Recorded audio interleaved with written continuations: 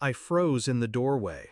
There she was, my sister, spinning slowly in my wedding dress, the hem brushing the carpet, the lace straining against her curves.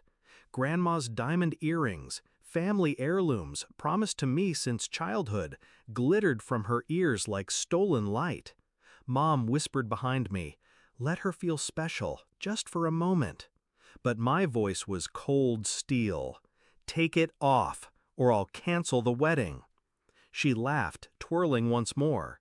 Then she saw my face, and her laughter died.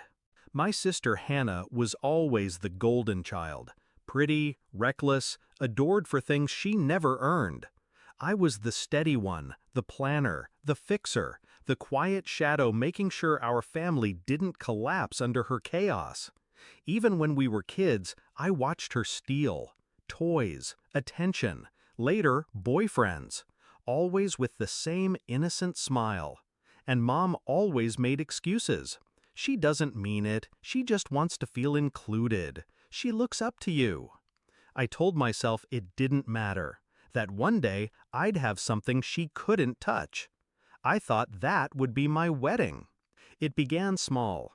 A pause when I mentioned venues. A comment from her about how white makes me look incredible.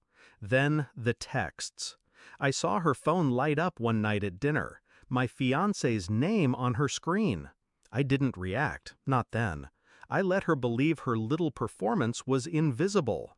But the late-night messages grew longer. His laughter at things I hadn't said. Her perfume lingering on his jacket. The final proof came when I borrowed her car and found a receipt shoved under the seat. A hotel, 2 glasses of wine, 1 bed. My heart didn't break.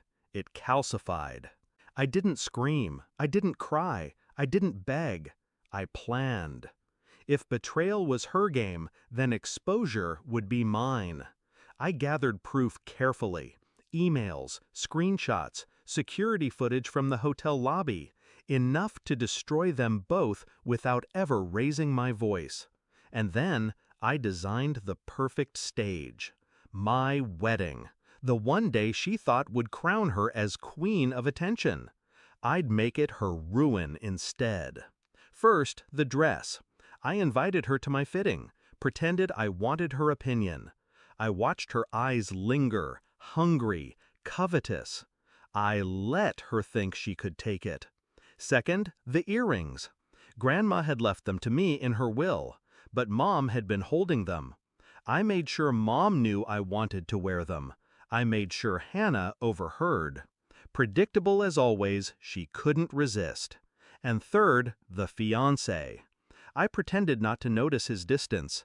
I let him rehearse his vows with me while sending her messages under the table. I kissed him goodnight, knowing where he'd sneak off to next. Every betrayal they thought they'd hidden, I'd already lit in neon.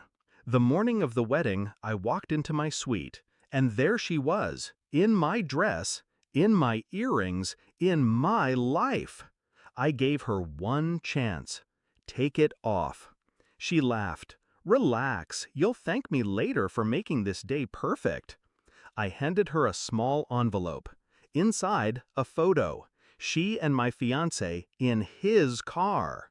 Her hand on his thigh, his mouth on hers. The color drained from her face. "Does Mom know?" she whispered. I smiled.